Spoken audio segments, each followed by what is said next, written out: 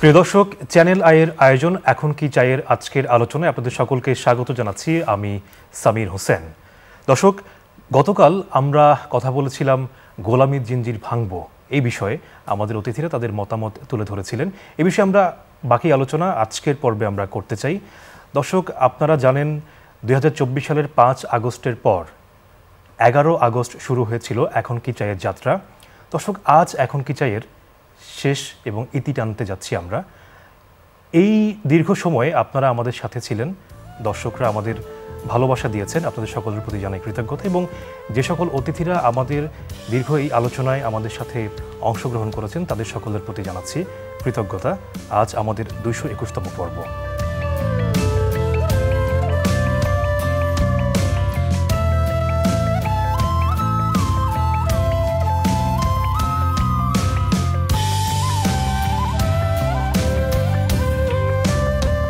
দর্শক, গত পর্বের মতো আমাদের আজকের আলোচনা গোলামির জিঞ্জির ভাঙবই। এ বিষয়ে আলোচনা করার জন্য আমাদের স্টুডিওতে 3 জন অতিথি রয়েছেন। আমাদের সঙ্গে রয়েছেন জনাব এম.এ. আজিজ, সিনিয়র সাংবাদিক কলামিস্ট, এবং আমাদের সঙ্গে রয়েছেন ডাক্তার তাজনুবা জাবিন, যুগ্ম আহ্বায়ক, জাতীয় নাগরিক পার্টি, এবং আমাদের সঙ্গে রয়েছেন ডাক্তার জাহিদুর রহমান, শিক্ষক, রাজনৈতিক বিশ্লেষক ও সোশ্যাল মিডিয়া ইনফ্লুয়েন্সার। আপনাদের সকলকে স্বাগত জানাচ্ছি আমাদের আজকের আলোচনায়। আমি এই আলোচনাটি ডাক্তার জাহিদুর রহমান আপনাকে দিয়ে শুরু করতে চাই। বলা হচ্ছিল যে 5 আগস্টের পরে আমরা গত পর্বে নানান বিষয়ে আলোচনা করেছি। বলা হচ্ছিল বা আমরাও প্রত্যাশা করেছিলাম 5 আগস্টের পরে নতুন বাংলাদেশ দেখতে পাবো। সেই নতুন বাংলাদেশ আসলে আমরা কতটুকু দেখতে পাচ্ছি, সেটি কতটুকু দৃশ্যমান আপনার কাছে? নতুন বাংলাদেশ আমরা অনেকে দেখতে চেয়েছি এবং খুব কম সময়ের মধ্যে দেখতে চেয়েছি। মানে আমি 5 আগস্টের আমাদের সবচেয়ে বড় সমস্যা, এটার সমস্যাটা তৈরির একটা কারণ আছে। যে পরিমাণ মূল্য দিয়ে আমরা শেখ হাসিনাকে পরাজিত করেছি, তাকে পালিয়ে যেতে বাধ্য করেছি, এটা অত্যন্ত চড়া মূল্য। অন্তত 1100 মানুষ মারা গেছেন, 1400 সংখ্যা আমরা যেই, সেটা পোস্ট 5 আগস্ট, এর মধ্যে অন্য পক্ষের মানুষও আছে। হাজার হাজার আহত হয়েছে, চোখ হারিয়েছে। এটা হলো জুলাই আগস্টের কথা বলছি আমি, কিন্তু এই মুভমেন্ট জুলাই আগস্টেই হয়ে গেছে তা আসলে না। এটা একটা লম্বা প্রেক্ষাপট আছে।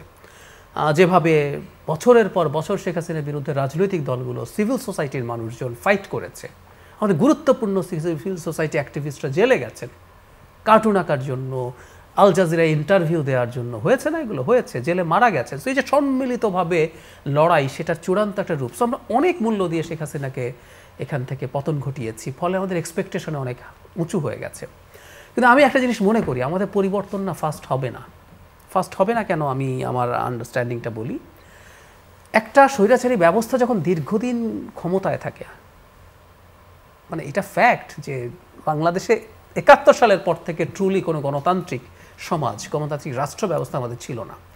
ডিফারেন্স হচ্ছে মাত্রাগত পার্থক্য ছিল। আমরা শেখ হাসিনাকে আলাদা আবার করি, কারণ এই পর্যায়ে এসে আমি সবার সাথে একটা জায়গায় দ্বিমত করি। শেখ হাসিনাকে আমি ঢালাওভাবে ফ্যাসিস্ট বলি না, শেখ হাসিনাকে আমি ফ্যাসিস্ট বলি সর্বোচ্চ 2018 পর্যন্ত। এরপর শেখ হাসিনা একটা মাফিয়া রেজিম বাংলাদেশে প্রতিষ্ঠা করেছেন। পলিটিক্যাল সায়েন্সে যেটাকে আমরা মাফিয়া রেজিম বলি, তার একটা টিপিক্যাল এক্সাম্পল হতে পারে। আমি একটা উদাহরণ দিই, খুবই মানে খোলামেলা বলি, একটু ক্রুড লাগলেও এটা বলা ভালো হবে। এই যে কোটা বিরোধী মুভমেন্টের স্টুডেন্টরা প্রথম নামলেন, তারা তো একটা বিসিএস চাকরি পেতে চেয়েছেন সহজে, বেকারত্বের সমস্যা আছে, বিসিএস চাকরি চাচ্ছেন। বিসিএস চাকরি কেন কেন সব ছেড়ে ছুড়ে বিসিএসই হতে হয়? ভার্সিটিস অসংখ্য স্টুডেন্ট তার সাবজেক্টে পড়াশোনা করে না। এখন লাইব্রেরিতে যান, আমরা দেখেছি এগুলো, বসে বসে বিসিএস পড়ে। যতদিন তার বয়স আছে ততদিন বিসিএস পরীক্ষা দেয়। ভালো চাকরি আছে সেটা ছেড়ে আবার বিসিএস পরীক্ষা দেয়। ভালো সরকারি চাকরি, নাম তুলেই বলি, বাংলাদেশ ব্যাংকের এডি, একই পর্যায়ের চাকরি, খুবই ভালো চাকরি। দেখুন যারা হয়েছে তাদের বয়স থাকা পর্যন্ত সবাই বিসিএস দেয়। বিসিএস দিতে গিয়ে আবার মূলত দুটো ক্যাডারকে চয়েস দেয়, পুলিশ এবং প্রশাসন। তাহলে যে তরুণরা নেমেছিলেন, আমি সবার কথা বলছি না, এদের অনেকেই বিসিএসে যেতে চেয়েছেন, এবং বিসিএসের চাকরি যারা করেন তাদের উল্লেখযোগ্য একটা অংশ কিন্তু দুর্নীতিগ্রস্ত হয়ে পড়েন। যারা যেতেন তারা কি কেউ বা অনেকেই দুর্নীতিগ্রস্ত হতেন না? আমি সবার কথা বলছি না, আবার বলছি। তো এই যে প্রবণতাটা তো আমাদের সমাজের মধ্যে ঢুকে গেছে। সেই বাবা মাও চান, গর্ব করেন তার সন্তান বিসিএস ক্যাডার হয়েছে। উনি কোনোদিন, আমাদের বাবা মা, অনেক বাবা মা প্রশ্ন করেন না তার সন্তান চাকরি পেল কয়দিন আগে, ও কিভাবে একটা গাড়ি কয়দিনের মধ্যে কিনে ফেলে, কিভাবে একটা ফ্ল্যাট কিনে ফেলছে। আমাদের সমাজে আপনি আমিও এখন আর এই প্রশ্নগুলো আসলে করি না। ফলে যে সমাজটা ইটসেলফ এরকম, সমাজের মধ্যে ফ্যাসিবাদী বলি, মাফিয়ার বলি, অথবা এই দুর্নীতির প্রবণতা ঢুকে যায়, এটা খুব রাতারাতি পাল্টে যাবে তা তো না, আসলে হয় না এটা। একই সাথে যে সিস্টেমগুলো ভেঙে ফেলা হয়েছে ওভার দ্য ইয়ার্স, আপনি চাইলেই কিছু আইন বা নিয়ম করে মানে পরিবর্তন করে ফেলতে পারবেন। আমি একটা উদাহরণ দিই আপনাকে। কিছুদিন আগে একটা টকশোতে আমাকে সাংবাদিকদের সম্পর্কে জিজ্ঞেস করছে যে এখন তো সরকারের দিক থেকে খুব চাপ নাই। তেমন না, আসলে কোনো চাপই নেই, তারপর আমাদের সেই দুর্দান্ত ইন্ডিপেন্ডেন্ট আমরা জার্নালিজম দেখি না কেন? আমার জবাব হচ্ছে এটা যে এখনও সরকারের চাপ নাই, কিন্তু কিছু কিছু কিছু মব টবের ভয় আছে। কিন্তু আমরা যদি সরিয়েও রাখি, শেখ হাসিনার সময় যে জার্নালিস্ট তার ক্যারিয়ার শুরু করেছে তার গ্র্যাজুয়েশনের পরে, অ্যারাউন্ড 25 বছর বয়সে, তার বয়স এখন 40, সেই মানুষটা জার্নালিজম বলতে কি বুঝেছে বলুন তো গত 15 বছর? ওনার কাছে জার্নালিজমের সংজ্ঞা কি? উনি কি রিপোর্টিং করতে পেরেছে? এখানে আজিজ ভাই আছেন, ওনারা কি রিপোর্টিং করেছেন ওনারা যখন তরুণ ছিলেন? সেই জায়গায় শেখ হাসিনার সময় রিপোর্টিং কি করেছে? তো 15 বছরে তার গ্রুমিং কি হয়েছে? তার গ্রুমিং হয়ে গেছে। আমি আসলে এটাই সাংবাদিকতা, সরকারকে তোয়াজ করাই সাংবাদিকতা। একে আপনি এবার ফ্রি ছেড়ে দিলেও দেখবেন ও চাইলেও আর ওভাবে পেরে উঠছে না। যে আমলা, যে এক্সিকিউটিভ ম্যাজিস্ট্রেট ঢুকেছে, তার গ্রুমিংটাকে তাই মনে করে আমি তো গড, আমাকে তো তৈরি করা হচ্ছে রাতে। এটার এই যে দৃষ্টিভঙ্গির পরিবর্তন, এটা সমাধান কি? তাহলে এই জন্য আমি বলছি একটা গণতান্ত্রিক ব্যবস্থা লম্বা সময় চলতে হবে, না হলে এই জিনিসগুলো রাতারাতি পরিবর্তন হবে না। তাজনুবা জাবির, আপনার কাছে যাই। আপনি নিজে একজন নারী। জুলাই আন্দোলনে আমরা দেখেছি যে নারীরা কিন্তু খুবই সাহসী ভূমিকা রেখেছে, অনেকে নিহত হয়েছে। জুলাই আন্দোলনের পর 5 আগস্ট যখন সরকার পরিবর্তন হলো, তারপর আপনার যে প্ল্যাটফর্ম ছিল বৈষম্য বিরোধী আন্দোলন, সেখানে আপনারা সেটি কন্টিনিউ করেছেন। তারপর এনসিপি গঠন হয়েছে। আমি যদি বলি নারীরা যে ভূমিকা রেখেছিল বা তাদের এখন 5 আগস্টের পরে যেই জায়গায় থাকার কথা ছিল, আমি অন্য দল বা অন্য মতের দিকে না যাই, এনসিপির দিকে যদি যাই, আমরা দেখতে পাই যে যদি আমরা মিডিয়ার কথাও বলি, আপনাকে মোটামুটি খুব বেশি দেখা যায় আপনি কথা বলেন, সরব থাকেন। কিন্তু আপনারা এনসিপির ক্ষেত্রে কি আপনারা নারী নেতৃত্ব গড়ে তোলার ক্ষেত্রে ব্যর্থ হচ্ছেন কিনা, অথবা সেই অর্থে গড়ে উঠছে না, এটি আপনি মনে করেন কিনা? না, একেবারেই না। প্রথম হচ্ছে আপনাকে আরেকটু কারেকশন করি, বৈষম্য বিরোধী ছাত্র আন্দোলন থেকে আমরা আসি নাই। আমরা যারা নন স্টুডেন্ট পোর্শন এই রাজনৈতিক দলে যুক্ত হয়েছে এনসিপির সাথে, তারা আমরা জাতীয় নাগরিক কমিটি যেটা ছিল জেএনসি, ওখান থেকে আমরা এসেছি। ওইটাকে কিন্তু নন স্টুডেন্ট একটা বিশাল পোর্শনকে, পেশাজীবী পোর্শনকে তারা এক করেছিল। আরেকটা হচ্ছে যে সময় বদলে যায় কিন্তু সৌন্দর্যের সংজ্ঞা বদলায় না, রূপ বদলে যায় কিন্তু আভিজাত্যের মানে একই থেকে যায়। ঐতিহ্য যখন আপন করে নেয় আধুনিকতাকে, তখন সৌন্দর্য ঠিকই খুঁজে নেয় স্যান্ডেলিনাকে। স্মরণের ছোঁয়ায় তোমার উপমায় বদলে দিলে যে আমার। স্যান্ডেলিনা সো, রূপচর্চায় আভিজাত্য। আপনার আমাদের নারীদের মধ্যে, বা শুধু নারী না, সবার মধ্যে আপনার কেউ মিডিয়াতে ভালো কথা বলে, কেউ ভালো বক্তব্য দেয়, কেউ ভালো স্লোগান দেয়, কেউ ভালো পলিসি করে, কারো সাংগঠনিক ক্ষমতাটা বেশি, ক্যামেরায় কথা বলতে অতটা পারদর্শী না। আবার অনেকে সাংগঠনিক কাজকর্ম করতে অতটা পারদর্শী না যতটা ক্যামেরার সামনে কথা বলে। সো যে ক্যামেরার সামনে যাবে তাকেই এম্পাওয়ার্ড করা হচ্ছে, ব্যাপারটা এরকম না। আপনি যেহেতু অন্য দলের দিকে তাকাতে মানা করলেন, আমি নিজের দলেই বলি, আমাদের যে কেন্দ্রীয় আহ্বায়ক কমিটি আছে, ওখানে যে নারীরা আছে এবং প্রথম দিকে যে নারীরা আছে, তারা প্রত্যেকেই কিন্তু খুবই দক্ষ এবং এক একজন এক এক জায়গা থেকে এসেছে। কারোর মধ্যেই বেশ কয়েকজন ছাত্র রাজনীতি করা, কিন্তু অনেকে অনেক পেশাজীবী থেকে এসেছে এবং খুব মানে তারা কিন্তু ইনএভিটেবল দলের জন্য। এমন না যে দলের নীতি নির্ধারকরা তাদেরকে কোটায় রাখতে হচ্ছে, ব্যাপারটা এরকম না। কিন্তু এই বিষয়গুলো আরও 4 মাস খুব একটা উপযুক্ত সময় না ফ্লারিশ হওয়ার জন্য। এগুলো আস্তে আস্তে সামনে আরও পরিষ্কার হবে এদের দক্ষতা এবং যোগ্যতা। এবং আমি মনে করতে চাই যে এনসিপি যে আরপিওতে যে নিয়ম আছে যে প্রত্যেকটা কমিটিতে, রাজনৈতিক কমিটিতে একটা দলের 33% পৌঁছাতে হবে, এটাতে কিন্তু আমার মনে হয় যে এনসিপি সবচেয়ে বেশি এগিয়ে থাকবে। কারণ আমাদের স্থানীয় পর্যায়ে এই জুলাই পদযাত্রায় যে বিভিন্ন জায়গায় যাচ্ছি, আপনারা তো হয়তো ধরেন কেন্দ্রীয় নারীদের মধ্যে 2-1 জনকে চেনেন, কিন্তু স্থানীয় পর্যায়ে তাদের যে দক্ষতা এবং সাংগঠনিক ক্ষমতা, এটা কিন্তু খুবই মানে প্রশংসার দাবি রাখে। আপনারা তো এখনো তাদেরকেও মানে স্থানীয়দেরকেও কিন্তু এখনো সবাই চিনে উঠতে পারে নাই। জাহেদ ভাইয়ের একটা কথার সাথে আমি একমত যে গণতান্ত্রিক রূপান্তরটা রাতারাতি আসবে না, কিন্তু এইটার শুরুটা কিন্তু করতে হবে। আপনি দেখেন প্রত্যেক টার্মে মানে 50 বছর কিন্তু হয়ে গেছে, সে 71 থেকে 24 এসে গেছে, আমরা কিন্তু শুরুটা করতে পারি নাই। এই নারী আসনে সরাসরি ভোটের কথা যে 2025-এ অল অন এ সাডেন এসেছে ব্যাপারটা কিন্তু তা না। এটা কিন্তু সেই 70s 80s 90s-এর প্রত্যেকটা রাজনৈতিক দলের, ইভেন 2001-এ বিএনপির ইয়াতেও ছিল, নির্বাচনী ইশতেহারেও ছিল যে এই আসনগুলোতে সরাসরি নির্বাচন হবে। আপনি চান কিনা নারী আসনে সরাসরি ভোট? কিন্তু আমি তো প্রথমে এই সংরক্ষিত আসনটাই চাই না, আমরা কেউই চাই না। কিন্তু কেন চাই না? এই সংরক্ষিত আসনটা রাখা হয়েছিল যাতে নারী নেতৃত্বটাকে সমাজে ইন্ট্রোডিউস করা যায়। এটা যদি 70s-এ ইন্ট্রোডিউস হতো, 80s-এ ইন্ট্রোডিউস হতো, 90s-এ ইন্ট্রোডিউস হতো, এখন এসে আমাদেরকে এই জিনিসটার জন্য কথা বলতে হতো না।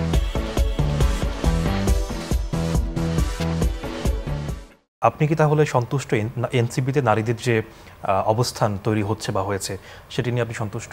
পুরোপুরি সন্তুষ্ট না, কিন্তু আমি ওখানের একদম কোরে থেকে আমি দৃঢ়ভাবে বিশ্বাস করি যে এইটা যদি চলমান থাকে এবং এই জিনিসটাকে যদি এনসিপি নারিশ করে, ফ্যাসিলিটেট করে, নারী নেতৃত্ব মানে এনসিপির one of the best pillar হবে। কারণ আমি যে ধরনের ব্যক্তিত্ব বা আমরা যে ধরনের আত্মসম্মানবোধ এবং ইন্ডিপেন্ডেন্ট নারীরা ওখানে আছি, তারা কিন্তু অর্নামেন্টাল হয়ে থাকতে পছন্দ করবে না বা কখনো তাদের ব্যক্তিত্ব সেটাকে অ্যালাউ করবে না। সো আমরা কিন্তু ভোকাল, আমাদের কথা বা আমাদের কাজের বা আমাদের যোগ্যতার যদি মূল্যায়ন না হয়, কারো ধরনের কোটায় আমরা যে জায়গাটা দখল করে রাখবো বা ক্ষমতায় যাওয়ার জন্য এরকম কাউকে কিন্তু আমি দেখি না ওখানে। আপনার বক্তব্য পরিষ্কার।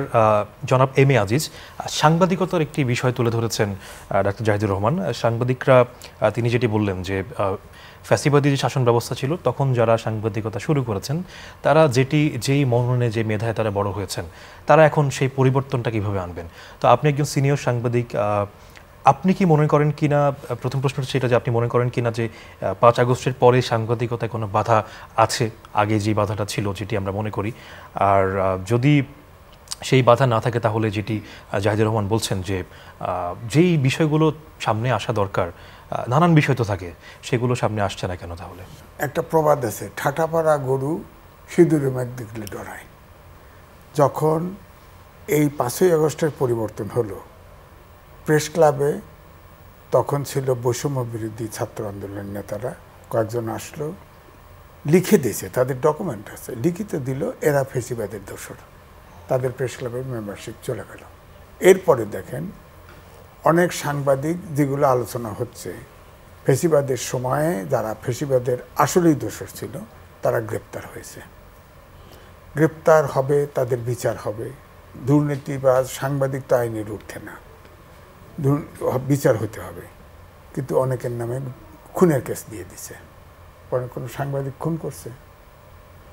পৃথিবীতে বিরল। এই বাংলাদেশে সব সাংবাদিকের অ্যাক্রেডিটেশন কার্ড বাতিল করে দিছে, এখন আবার কিছু কিছু দিচ্ছে। আমার কার্ডও বাতিল করে দিছে। আমাকে পরে রিকোয়েস্ট করছে এক কর্নার থেকে, আমি বলছি না, এই সরকারের সময় আমি অ্যাক্রেডিটেশন কার্ড। আপনারটা কেন, কোন গ্রাউন্ডে বাতিল করলো? ঢালাও বাতিল করে দিছে, যা অ্যাক্রেডিটেশন কার্ড ছিল সব বাতিল করে দিছে। প্রেস সেক্রেটারি সিডাপ এক কনফারেন্সে আমি বলছি যে বলেন কোন দেশে আছে, উনি বলছে এটা ভুল হয়েছে বলছে। তা এই যে তোমার ভিতরে, এরপরে আপনি দেখেন অমুক অফিসের অমুক বদলায়, অমুক অফিসের অমুক সেট আপ বদলায়, অমুক অফিসের মালিকের কাছে যায়, এই করে এখন যতগুলি আপনার প্রতিষ্ঠান দেখেন, আমি তো টকশোতে প্রায় সব প্রতিষ্ঠানেই যাই, অনেককেই চিনি না, আমি এখন চিনি না, অর্থাৎ সেট বদল হয়ে গেছে, অনেক জায়গায় অনেক প্রতিষ্ঠান চেঞ্জ হয়ে গেছে। এখন কিন্তু অদৃশ্য থ্রেট কিন্তু আছে, থ্রেট আসে। এখন সাংবাদিকদের অবস্থানটা এমন হয়েছে, আমি বলি, এবং সংস্কার কমিশনের, গণমাধ্যম সংস্কার কমিশন করছে না, এইটা আমি জানি। এর আগে একটা বৈঠক হয়েছে, এই জিল্লুর রহমান সাহেব আয়োজন করেছিল, সেখানে আমি অ্যাটেন্ড করেছি। তখন যে বক্তব্য শুনছি যে এই সংস্কার হবে না, তখন দ্রুত আমি যুগান্তরে বিরাট লেখা দিই, সংস্কার কীভাবে হলে এই দেশের জন্য গণমাধ্যম কিছুটা স্বাধীন হবে, কিন্তু না, ওই ধারের কাছে নেই। তো যাই হোক, আমি যে কথা বলছি, এখন গণমাধ্যমের সাংবাদিকদের, টেলিভিশন বলেন আর পত্রিকাই বলেন, এখন যে জায়গায় আসছে, এখন মালিক সম্পাদক হয়, মালিক নিয়োগকর্তা হয়, মালিক প্রমোশন দেয়, মালিক বেতন বাড়ায়, সব। 3 মাস যদি একটা কাজের বুয়া বাসাতে থাকে, সেও বলে খালা এটা খায়েন না, খালু এটা খায়েন না, এটা বিপদ হবে। কিন্তু কোনো সাংবাদিকের কোনো কথা বলার ক্ষমতা নেই। গৃহভিত্তের চাইতে খারাপ অবস্থায় চাকরি করে। আপনি সংবাদপত্রের স্বাধীনতা কীভাবে পাবেন? এখন কি পারবেন? আমি অবজারভারে চাকরি করেছি। হামিদুল হক চৌধুরী ফরেন মিনিস্টার ছিল পাকিস্তানের। সে দেশের স্বাধীনতার বিরুদ্ধে সারা পৃথিবী ঘুরে বেড়েছে, কিন্তু অবজারভারে কোনো দিন, এই অবজারভার সাংবাদিকরা স্বাধীনতার পক্ষে ছিল। আমি হামিদুল হক চৌধুরীকে পাইছি, একটা নিউজে কোনো ইন্টারফেয়ার করেনি। আমি কয়েকদিনের জন্য ডেইলি স্টারে গেছি, ডেইলি স্টারে লতিফুর রহমান মালিক, ওইখানে এস এ মালিককেই ফার্স্ট এবং লাস্ট চিনতাম। আমি লতিফুর রহমান চেহারাও দেখিনি, কোনো প্রোগ্রামেও সে আসেনি, কোনো ইন্টারফারেন্স তো নাই। এরপর অল্প কিছুদের জন্য আমি টেলিগ্রাফে গেছিলাম, মৌলানা মান্নান তার বিরুদ্ধে রাজাকার খুনি করে আসতো, ইনক্লাবে এক কলম ছাপাই দিত ফার্স্ট পেজে, আর এক কলম তার পক্ষে স্টেটমেন্ট ছাপা হইতো। পাইবেন একটা মালিক খুঁজে, একটা পত্রিকা পাবেন? প্রত্যেকটা মালিক প্রতিষ্ঠানের গণমাধ্যমের মালিক তার নিজস্ব আলাদা এজেন্ডা আছে। মিডিয়া হচ্ছে দেশ এবং জনগণের জন্যে, এইটা কোনো মালিকের মাথায় আছে বলে আমার কাছে মনে হয় না। সুতরাং গণমাধ্যম তো আলাদাভাবে, সাংবাদিক তো ওই কালচার তো চলে গেছে। যেমন গণতন্ত্রের কথা বলেন, গণতান্ত্রিক চর্চা আছে, কোনো রাজনৈতিক দলের মধ্যে চর্চা আছে?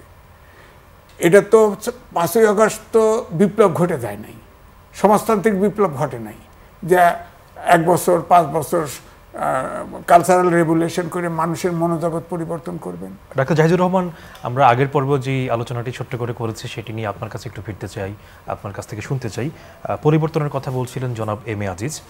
আমরা যদি মোটা দাগে আমাদের দেশের একটি বড় সমস্যা ধরি, চাঁদাবাজি। এই চাঁদাবাজি নিয়ে আমরা আগের পর্বে যেটা বলছি আলোচনা হয়েছে। আমরা দেখতে পাচ্ছি যে 5 আগস্টের পরেও কিন্তু চাঁদাবাজি কিন্তু থেমে নেই। কখনো কখনো সেটি বিএনপির উপর দায় দেওয়ার চেষ্টা করা হয়েছে, কখনো আমরা দেখতে পাচ্ছি যে যেটি এম এ আজিজও বলছিলেন আগের পর্বে যে কারো ক্ষেত্রে সেটি হয়ে যায় হাদিয়া। আবার আমরা দেখতে পাচ্ছি যে যারা বৈষম্য বিরোধী আন্দোলন করেছেন, বিগত সরকারের গুলির মুখে নিজেদের জীবন বিলিয়ে দিয়েছেন, তাদেরকেও দেখা যাচ্ছে যে বিভিন্ন দপ্তরে যোগাযোগ করছেন, বড় বড় পর্যায়ে যোগাযোগ করছেন, কিংবা চাঁদাবাজি করতে গিয়ে ধরাও খাচ্ছেন। এই যে নীতির পরিবর্তনটা কেন হচ্ছে না? আমরা কি এখান থেকে বেরোতে পারবো না? কখন নীতির পরিবর্তন হয়নি, নীতিটা আগের জায়গায় আছে। ধরুন বৈষম্য বিরোধী আন্দোলনেও যারা ছিলেন, যারা একটা ভালো রাজনীতি করতে চান, যারা নতুন বন্দোবস্তের কথা বলেন, এরা কেউ এলিয়েন না তো, এরা এই সমাজে ছিলেন, এই সমাজের যাবতীয় যত পচন স্খলন সব তাদের গায়ে গেছে। একটা সমাজ যখন পচে যায়, আমাদের সমাজ পচে গেছে, এটার বাইরে কেউ আছে আমি বিশ্বাস করি না। কিন্তু সেক্ষেত্রে যদি আমি আপনার কথা বলি, আপনার পক্ষে কি এরকম সম্ভব হবে চাঁদাবাজি করা বা কারো কাছ থেকে গিয়ে টাকা নিয়ে আসা? জেনারেলি হবে না। ধরুন তাহলে তাদের পক্ষে কেন? ওই যে বলছি, ধরুন এনসিপির কথা, আমি যদি এই মুহূর্তে যারা তাদের এই শুদ্ধ রাজনীতিকে প্রধান ব্র্যান্ডিং করছে, বিএনপি কিন্তু আবার ওভাবে করে না। বিএনপি এক মিষ্টি সকাল, কানে কানে কিছু গুনগুনিয়ে বলে যায়, কাছে আয় ভেসে যায় হাজার ফুলের ঠিকানায়, ছুঁয়ে দিয়ে ডুবে যায় সুগন্ধে সেই সীমানা। এখন তুমিও পেতে পারো আমার মতন সফট আর গ্লোয়িং স্কিন আর 3 ভর সুরভিত আত্মবিশ্বাসের গ্যারান্টি তিব্বত লাক্সারি সোপের সাথে। তিব্বত লাক্সারি সোপ, বাংলাদেশের রূপ। তার লোকজন যে চাঁদাবাজি করে তার স্বীকৃতি আছে, তারা কয়েক হাজার লোককে বহিষ্কার করেছে, তার মানে ও স্বীকৃতি দিচ্ছে ও চাঁদাবাজি করছে। এনসিপির কথা বলছি, এনসিপিতে প্রচুর এক্সেপশন পাবেন এবং হয়তো বেশি পাবেন। অন্য দলে যত পার্সেন্টেজ কে শুদ্ধ পাবেন, এনসিপির এই শুদ্ধতার পার্সেন্টেজ বেশি। কিন্তু যখন আপনি একটা রাজনৈতিক দল করেন, আপনি যখন অনেক মানুষকে নেন, এই সমাজ থেকে নিতে হবে তো, এবং অনেকের মধ্যে আসবে আসলে এটা করার জন্যই। সেজন্য আপনি যখন রাজনৈতিক দল করবেন, একটা স্টেট যখন পাল্টানোর চিন্তা করবেন, সেখানে কিছু এক্সেপশন দিয়ে তো আসলে এটা হবে না। সো আমাদের সমাজ ইটসেলফ, যখন আমি বারবার বলছি যে আমাদের সমাজটা কিন্তু পচে গেছে। আপনি কখনো কি এই প্রশ্ন পেয়েছেন, এই প্রশ্ন জানেন যে একজন মানুষ যার উপার্জনের সাথে সম্পর্কহীন আয় দেখে আমরা এখন সমাজেও প্রশ্ন করি? আমি যখন ছোট ছিলাম, একটা কলাম লিখেছি একবার প্রথম আলোতে এটা নিয়ে, যে আমরা যখন ছোট ছিলাম তখন করাপ্ট মানুষকে যদি জানা যেত, ওই মানুষটা মাথা নিচু করে চলত। এখনকার সমাজে তো তা না।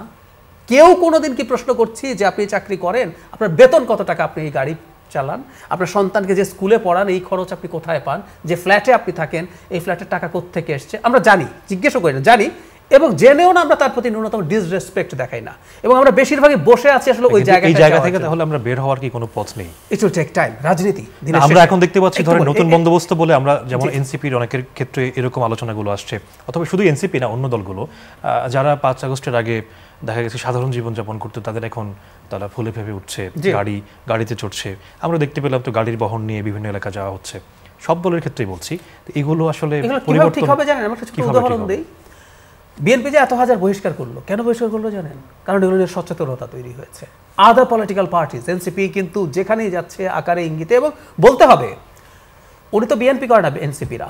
সো বিএনপির কোথায় কোথায় সমস্যা আছে সেগুলো তুলে তুলে বলতে হবে যে আপনি চাঁদাবাজি করেন, আমরা করব না, এটা এই জন্য নিজকে ঠিক রাখতে হবে। সো পলিটিক্স যখন চলতে থাকে তখন দিনের শেষে এই কাজটা হয়। ধরুন এই নির্বাচন হলো, কাগজে কলমে বলছি বিএনপি ক্ষমতায় গেল, এখন পর্যন্ত তো বিএনপি একটা কথা বলে তার চাঁদাবাজির জন্য সে বহিষ্কার করছে, সে তো সরকারে নাই, বিচার করতে পারছে না। সে যখন বিচার করবে না তখন কি হবে? শোরগোল হবে, রাজনৈতিক দলগুলো করবে, সিভিল সোসাইটি করবে, এবং সামনে যদি আরেকটা পার্টিসিপেটরি অ্যাকচুয়াল ইলেকশন হয়, সেখানে আমাদের ভোট ডাকাতি যদি না হয়, বিএনপি কিন্তু ভয় পাবে যে আমি যদি এগুলো নিয়ন্ত্রণ না করি। আপনাকে বিএনপিকে ভালো হওয়ার দরকার নাই, যে আমি যদি এগুলো নিয়ন্ত্রণ না করি, মানুষকে যদি ভালো না রাখি, আমি কিন্তু নির্বাচিত হব না। সো এভাবেই আসলে ধাপে ধাপে জিনিসগুলো আগায়।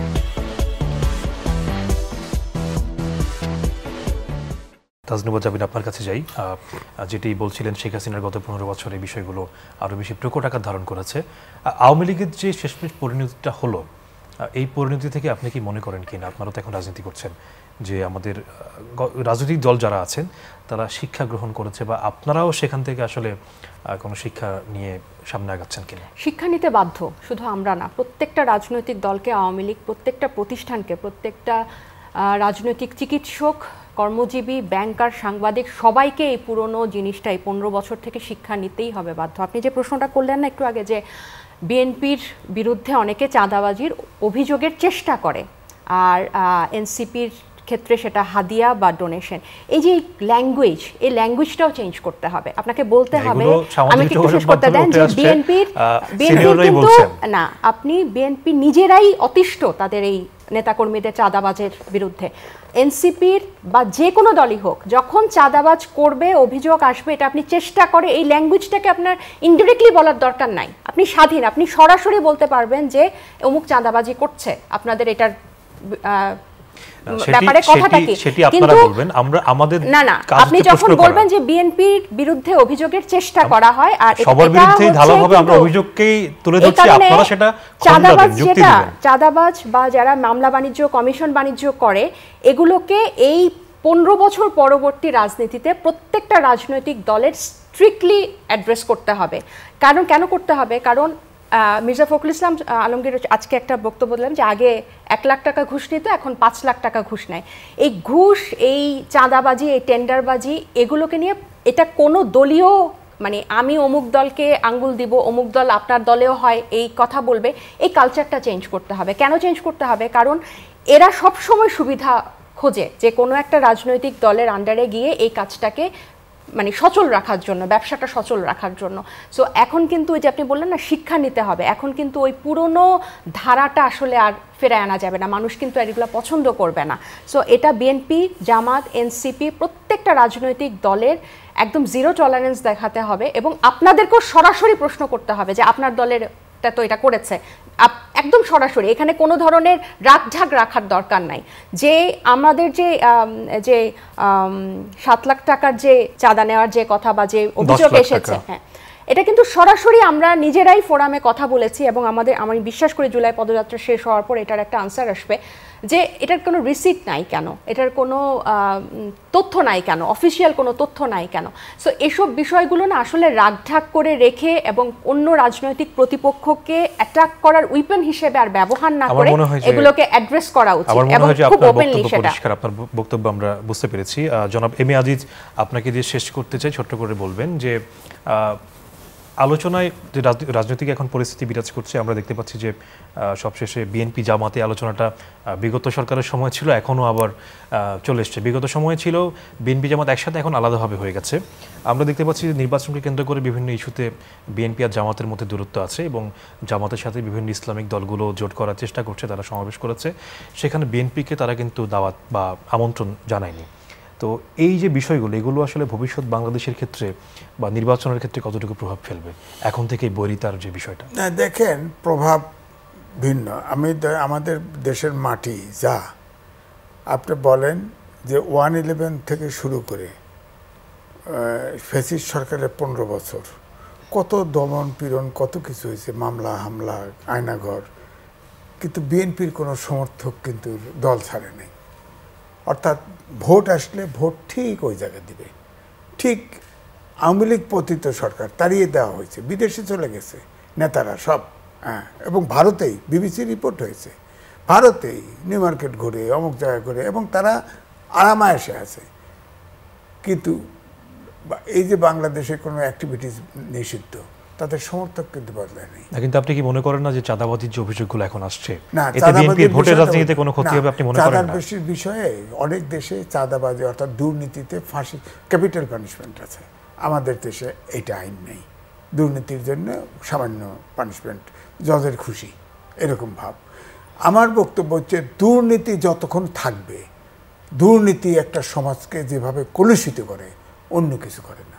আমি মনে করি রাজনীতিবিদদের দেশ চালাবে, রাজনীতিবিদদের প্রথম দুর্নীতি মুক্ত হতে হবে এবং তার জন্য আইন থাকতে হবে। যেমন আমরা ছোটবেলায় একটা দুর্নীতিবাজকে মন থেকে ঘৃণা হতো, তার কাছে আমরা একের মন থেকে ঘৃণা হতো। এখন টাকাওয়ালারা ক্ষমতাবান, অনেক টাকাওয়ালা আছে না এখন। আপনি দেখেন, আমরা 22 পরিবারের বিরুদ্ধে স্লোগান দিয়েছি পাকিস্তানে বলে, এখন তো 10টা পরিবার দেশে দুর্ভিক্ষ লাগাই দিতে পারে। অলিগার্ড তৈরি করে গেছে ফেসিবাদ। এখন তারা বহাল তবিয়তে আছে না, কেউ বিদেশে আছে, কেউ দেশে আছে, টাকা পয়সা শোনা যায় বহু দূরকে বিতরণ করতেছে। আমরা জানি, প্রমাণ নেই। কারণ বাংলাদেশে এমন হয়ে গেছে, চাঁদা যে দেয়, চাঁদা যে নেয়, কেউ স্বীকার করে না, আপনি প্রমাণ করতে পারবেন না। এই জন্য অনেস্টিটা রাজনীতিতে, অনেস্টি, গণতান্ত্রিক চর্চা এবং দেশত্ববোধ, এই 3টে জিনিস অবশ্যই দরকার। ওকে, আপনাকে ধন্যবাদ এবং আপনাদের সকলকে ধন্যবাদ আমাদের আজকের এই আলোচনায় অংশগ্রহণ করে আপনাদের মতামত, যুক্তিগুলো তুলে ধরবার জন্য। দর্শক, আপনারা আমাদের আলোচনা শুনছিলেন, অতিথিরা বলার চেষ্টা করছেন যে দুর্নীতি থেকে শুরু করে বিভিন্ন যে বিষয়গুলো আমাদের সামনে চলে আসে প্রতিনিয়ত, চাঁদাবাজি থেকে শুরু করে, এই বিষয়গুলো নিয়ে আমাদের অতিথিরা আলোচনা করেছেন এবং তারা বলতে চেয়েছেন যে দীর্ঘদিনের যে ফ্যাসিবাদী শাসন ব্যবস্থার কারণে যেটি আমাদের মস্তিষ্কে বাসা বেঁধেছে, সেটি দূর করতে সময় লাগবে, এটিও তারা বলার চেষ্টা করেছেন। দর্শক, ফার্স্ট ওয়াশ এখন কি চাই আজকের আলোচনা আমরা এখানেই শেষ করছি। আমাদের সাথে থাকার জন্য আপনাদের সকলকে আন্তরিক ধন্যবাদ জানাচ্ছি।